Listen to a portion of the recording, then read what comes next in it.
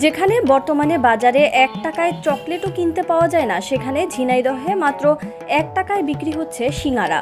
সময়ের সাথে সাথে বাজেট বেড়েছে নিত্যপণ্যের দাম, তবু বাড়েনি এই সিঙ্গারার দাম। দাম কম হলেও এই সিঙ্গারা খুবই সুস্বাদু। দূর দূরান্ত থেকে মানুষ আসেন এই সিঙ্গারা খাওয়ার জন্য। শুধু খেয়ে যান এমনটাও নয়, সাথে করে অনেকেই ২০ থেকে ১০০ পর্যন্ত কিনে নিয়ে যান। স্থানীয়রা জানান, স্বাদে খুব ভালো এবং মাত্র ১ টাকা হওয়ায় এই সিঙ্গারার প্রতি মানুষের চাহিদা অনেক বেশি। দূরের মানুষও এখানে আসেন খাওয়ার জন্য।